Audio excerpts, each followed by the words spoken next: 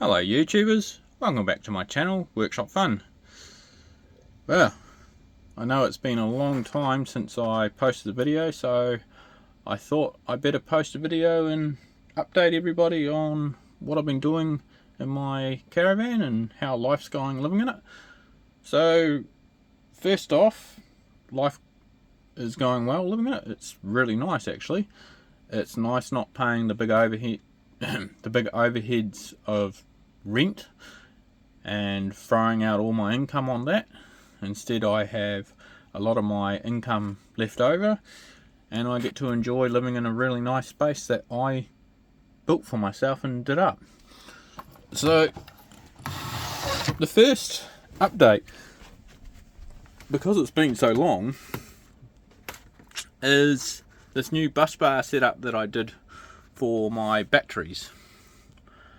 So before I had my batteries hooked up in parallel, but there is a better system of hooking your batteries up in parallel, and this is the better system.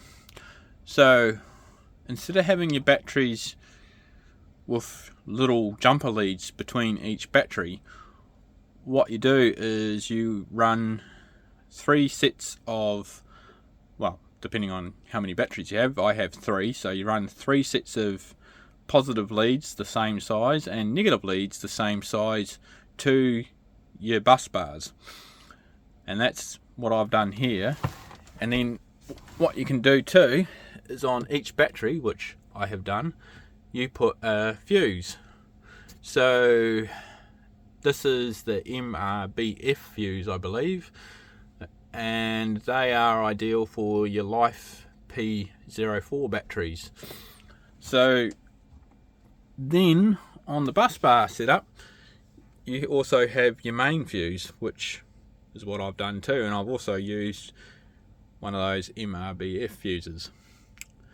Now the beauty of those types of fuses is they, as you can see, they hook straight onto your terminal post or your terminal lug. In my case, terminal lug, and it means you got very close contact to your battery, of course, so if anything happens it just blows the fuse right away. Now with the bus bars, I also made my own nice staggered block, which is not just staggered, it's also angled, so these are just ever so slightly on a lean, so it looks nice when you open it up and look at it. As you can imagine, even the block took a long time to build because I built it out of scrap bits of wood and then shaped it and then turned around and spent a whole lot of time bogging it and painting it so it didn't look as rough as guts. And then I made this top bit too, which has faded a slightly different colour, but I'm not going to worry about that.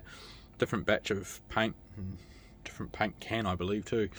But anyway, it's worked out fine. Now, that's not the only thing I've been doing lately. That was the batteries. I did that quite a while ago, but it's been going great ever since. One of my batteries had got a slight bit of swelling, so I changed it out and got a new one. Not surprising, it was the only second-hand one I bought, which I shouldn't have bought a second-hand one anyway. So all these batteries I have bought and they're under my warranty, so if they go wrong again I can turn around and take them back. But they don't seem to be going wrong. It was the only one that I bought second-hand that was going wrong. I think somebody had done something to it.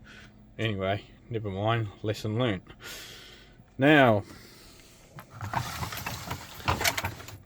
not much else has happened here. I still got the Multi-Plus and I won't be changing that. Like I said last time, I should have gone with the Multi-Plus to begin with, not having a separate inverter and separate charger and all that. It's just a waste of time. I wouldn't recommend it. You got way more options with these Multi-Pluses. You can do so much more. Just go for the Multi-Plus. Don't waste your time with a separate inverter and separate charger. Waste of time, waste of money. Okay, moving right along.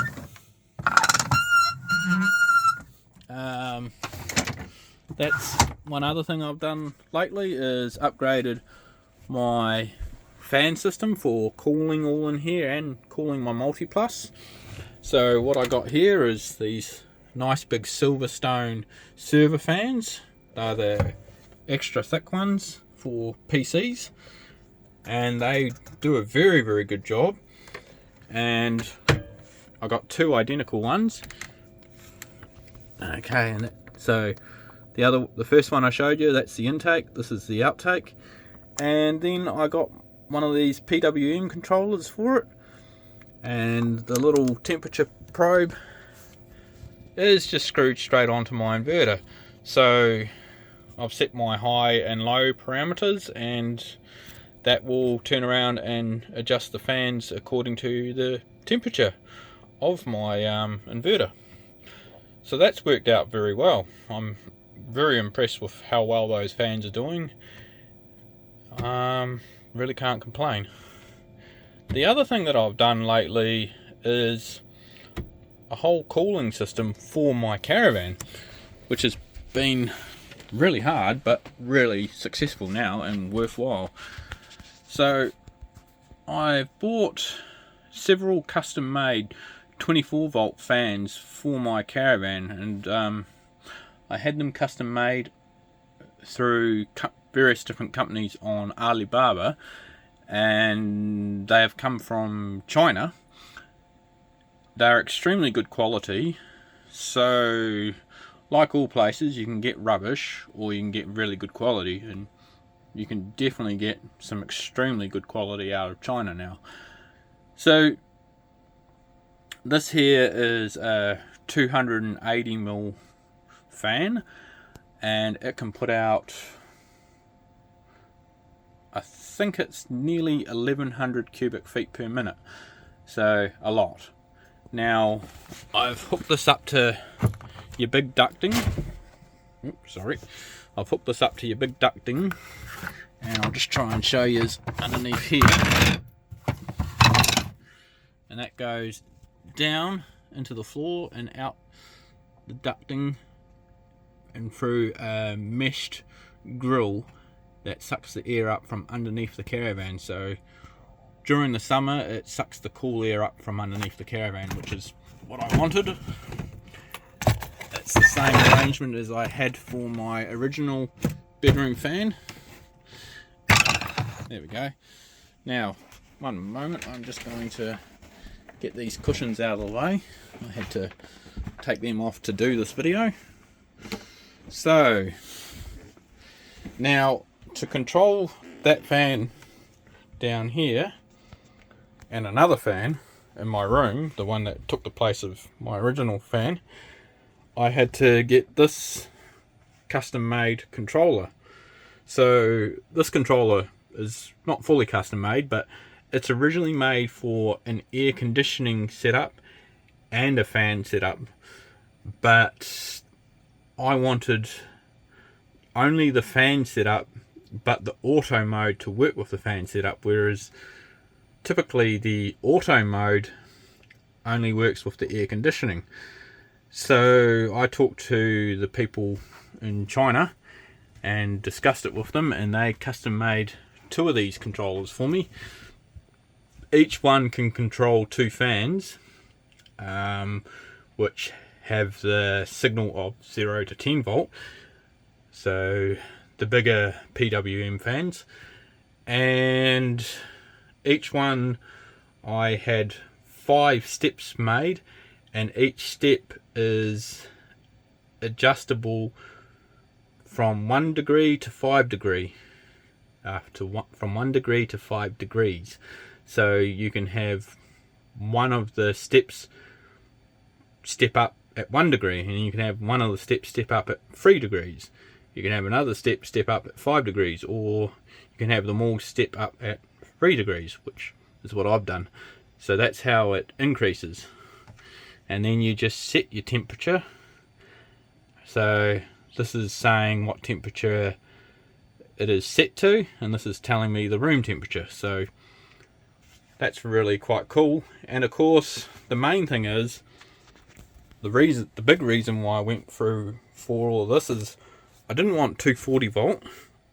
I wanted to step down in voltage, so it's all 24 volt DC, and I also wanted it to work through Smart Life, so over Wi-Fi anywhere in the world, wherever I am, and it does all that. So it's fantastic. I can set up everything on my Smart Life app and turn around and can control it all.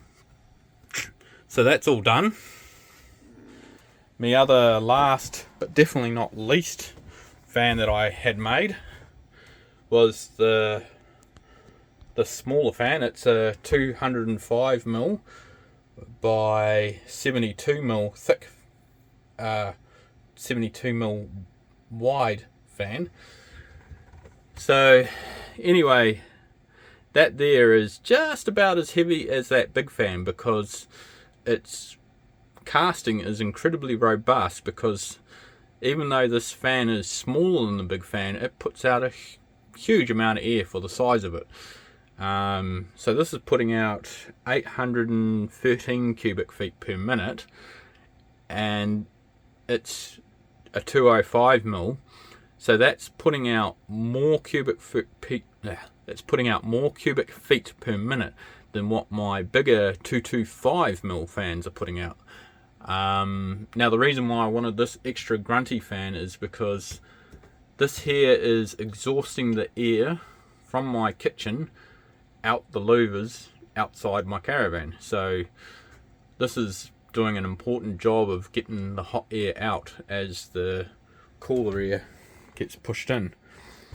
That's the other thing I meant to say. With this fan here, I had to buy this too, a big custom adjustable vent, and I had that imported from China for me, and that's a alloy one, so good quality, not plastic, so not rubbish. It's already got cobwebs and muck all over it, but oh well, that comes with, you know, living. So this kitchen fan, it has a variable controller in it, the same as what is in my inverter area, but I'm still able to turn that on and off via Wi-Fi, and I've installed the Wi-Fi switch for that discreetly out of the way down here, because what's down here is my 24 volt fuses for the fans, and I thought I'll put the Wi-Fi switch there too because it's easiest. Now I have a 12 volt system, so to run these 24 volt fans I had to buy a nice step up DC to DC transformer, I guess you'd call it, or I think they call these boosters.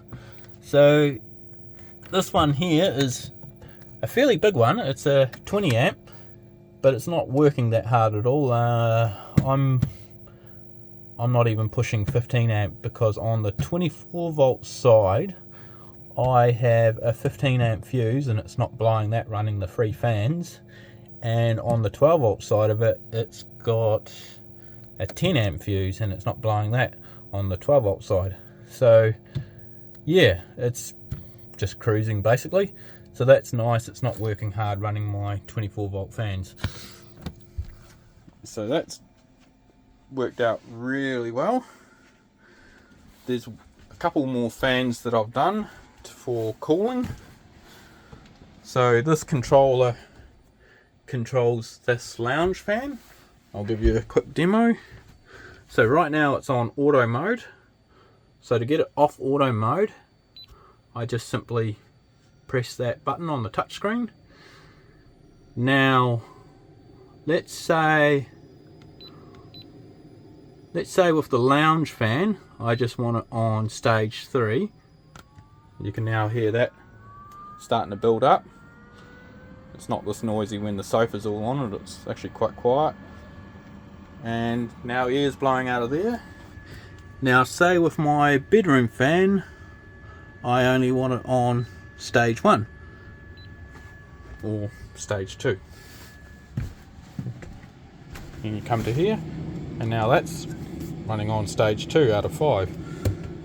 So now, say I don't want that anymore, I just press this little thing here, goes back to auto, and now they're both just on 1 because I have my temperature set to 22 before it goes off, and we're 23 in here, so it's pretty well just about met its temperature before it shuts off.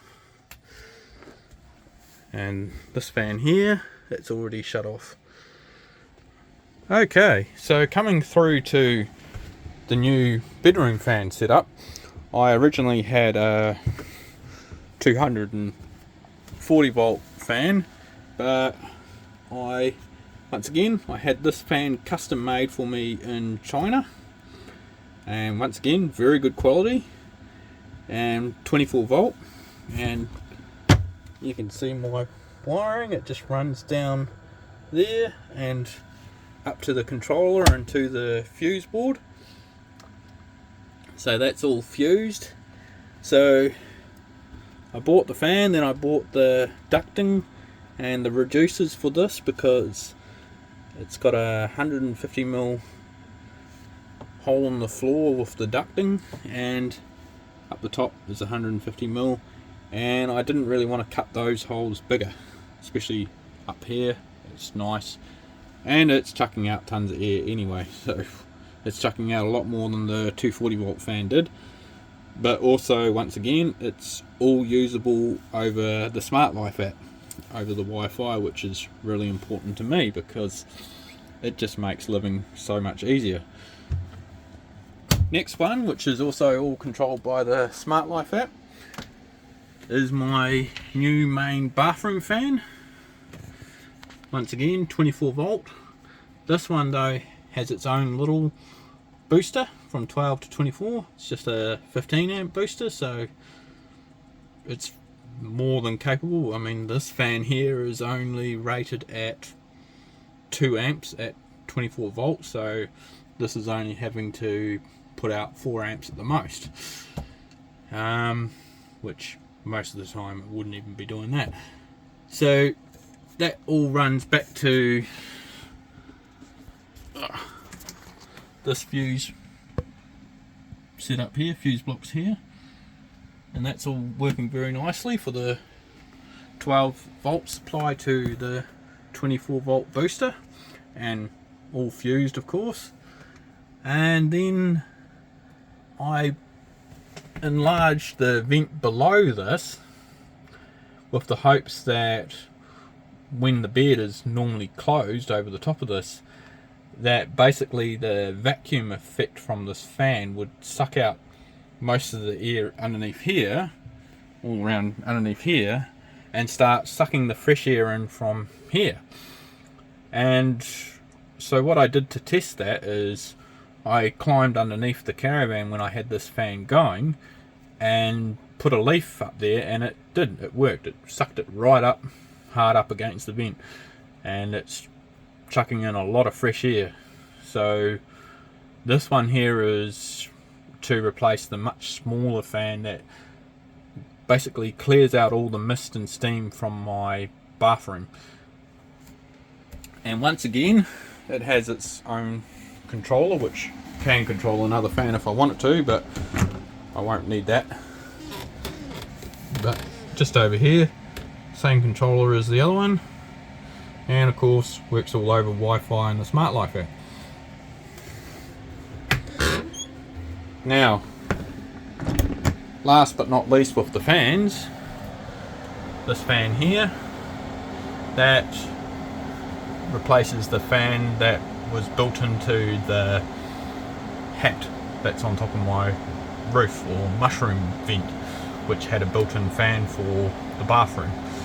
I found that was absolutely gutless, so I chopped that out and turned around and used my multi-tool and cleared out a lot of the plastic ribbing that was in place to support the fan, and I also used my die grinder and just carefully grinded out the rest of the plastic that was just going to get in the way. And then I bought this big fan. That's the same as the fans that I used in the inverter, 140mm by 38mm thick. And I just bought this speed controller. And once again though, so I can use this over the Smart Life app and turn it on and off, my little Wi-Fi switch. So everything I can turn on and off via Smart Life app anywhere in the world, or turn it off all individually on my phone. Or one other thing that I got, which is quite handy. I'm kind of a fan for basically the old schools, and I kind of like push buttons. So I got this gateway controller for your Smart Life things, and you can program heaps into each switch. So every single fan I can turn on and off, except for my inverter fans and my fridge fans, which you haven't seen. But all the cooling fans for the caravan I can turn on and off with this one switch. So if I double click, they're all off. If I single click, they're all on. Very nice. And the other things I've got set up, like this one, so number one, if I double click, lights go off. Single click, lights go on. And it's just nice having a proper mechanical button. And that just runs off a watch battery. Very cool little thing, and very nice to use. The other thing I've done lately is I have upgraded my water tank level sensor, and I bought one of those nice stainless steel old school ones that just has a plastic float, and it floats up and down and reads the water. Now, I'll turn off that light. Now the reason why I did that is I do have this digital one, but this digital one isn't anywhere near as precise as what this thing works out to be, because this thing actually goes right to the bottom of my tank and right to the top. And the lovely thing about that is it hooks straight up to my Cerebo. So in my Victron app and on my Victron screen, I can see exactly what water I have in here, which is really cool. So coming right through, one other huge upgrade I've done lately is gone away from the stupid RV diaphragm pumps that just die all the freaking time, and I've upgraded to a tiny home small house pump, 240 volt. Now, why did I do that? People might ask. Well, I had my original pump that I bought when I first did this caravan up, and it was a very good quality one. It's a Whaley, fantastic quality, and you know, it worked good for a couple of years. Excuse me. But then it started playing up. So I looked around and bought a very high quality diaphragm pump, which cost me a lot of money. So when I say a lot of money, it was not cheap at all. But then the micro switch in that died within 3 weeks, so I had to take that back. When I took it back, the guy said to me, have you ever considered buying a 240 volt pump for a small house that would last for years and years in your caravan? And I said, yeah, I have, but I don't know quite how to go about that. And he said, oh well, I can show you. So I bought the pump, and I bought the accumulator tank, which I'd already bought for the Real Flash diaphragm pump, but this works even better with the 240 volt pump. And then, all new to me, I bought this really nice digital pump controller, and what that does is it allows in mode 2 it allows your cut off pressure and cut in pressure to be set, as long as you have your accumulator tank as well, which I do. So I have this nice little 8-litre accumulator tank, and I made a nice stand for it and supported it nicely, so you can even see that in between the zip tie and the stand there is this nice bit of anti-slip mat just to absorb vibration. And I had to make up my own little elbows and everything, and I used high pressure drinking water hose. So yeah, now this is one of the best upgrades I've ever done. The water pressure is awesome and so consistent. It's throttled down through this controller so it won't hurt my Suburban hot water cylinder, because that can only handle 50 psi. So I've got this set down to 45 at its max, and it goes down to 30 and then tops it back up to 45. And the accumulator tank and this all working together, so the pump's not having to work half as hard as well. And to show you the true pressure of the hot water, or the cold water, but the cold water has to go through a filter and the hot water is basically allowed to run free. Now I'll just get this out of the way. So here we go, I'm just going to turn this on. Now we'll put this to hot. So now the pump started. There you go. It's pretty much exactly the same as the house. Filtered water. There you go. So that's the filtered water. Okay, so this pump does a maximum of 50 litres per minute, and that's fine for the taps, but for the shower I've put a flow restrictor on my shower to 9 litres per minute, so I don't clean my hot water cylinder out like lightning and then have no hot water, like have a really nice high pressure 2-minute shower at the most. So that's all done. And for this being a 240 volt, I've just set a nice extension cord up across here, and I've got a Wi-Fi plug in here, so once again through my Smart Life app I can just turn the water pump on and off. So that's really good, because if I go away and I've forgotten to turn it off, I can just simply load up my phone and turn that off, and my hot water, that's all hooked up to Wi-Fi as well. So basically it's all set up to basically be a very simple, easy system to use. And if I forget to turn the water pump off when I leave, and say I don't really want it on if I'm away on holiday, I can just shut it off, and the hot water.